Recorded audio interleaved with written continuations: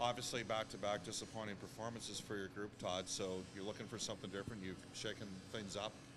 Besides the obvious changes with the lineup, what sort of messaging was, themes were brought up over and over the course of the last couple of days with your group? Well, when I look at our group, we've been quite pleased with the progress in a number of different areas for most of the year. We had setbacks where we didn't perform well, but we've always been able to recover and try and keep the progress going forward and improve as a team and an organization. I think it really took a stiff blow over the last couple of games, and that's very disappointing.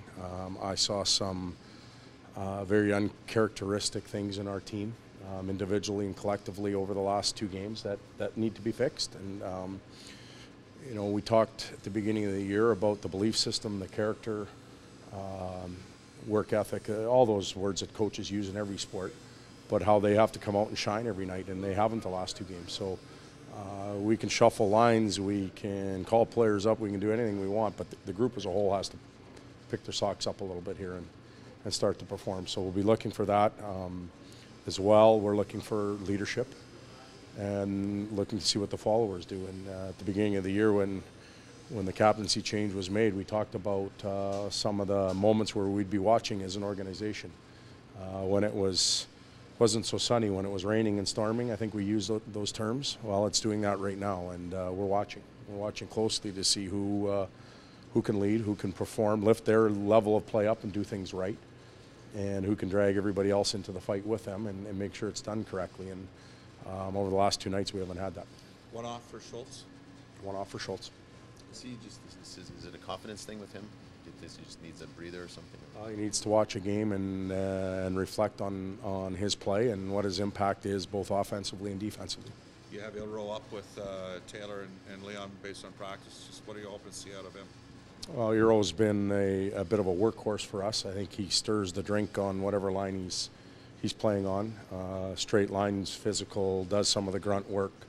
Not overly concerned about his ability to work and his commitment level to doing things right. So I like him there tonight. Todd, we all see the speed and skill, but is there a facet of Connor McDavid's game that maybe we don't know about that is underrated maybe a little bit? Well, you can have the speed and the skill, but you have to have the brain to match it. I've seen a lot of players that can skate 100 miles an hour and stick handle, and then you put them in a game and they're nowhere to be found. They just, Paul McLellan used to call them morning glory. You'd come out and you'd watch these guys in the morning and you'd think, wow. And then you'd watch them at night and you didn't even know they played. Connor has the mind to match the skill set. And, there's times where you think he's going to grab the puck, but he lifts somebody's stick instead and the puck keeps moving. Like, he has a brilliant mind to go along with his brilliant skill set. Now, with that being said, I think over the last couple of games we've witnessed the fact that one man, especially a 19-year-old young man, can't carry a team, and the group can't stand back and just wait for him to do it.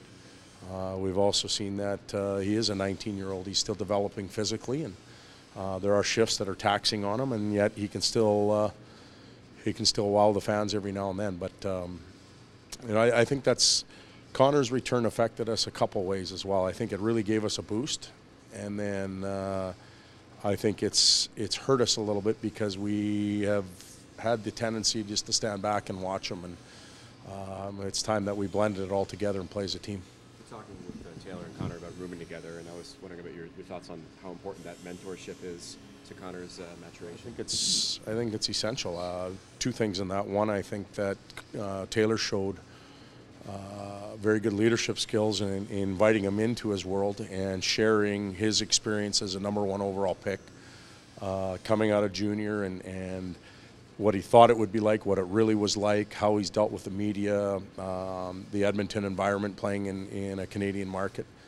I know away from the rink he's been able to help manage him, food, nutrition, rest, that kind of thing. And the second part to that is Connor seeking that. We made it, we had families available to him, but he wanted to be treated like everybody else. And I know that he's done a very good job in managing his life away from the rink.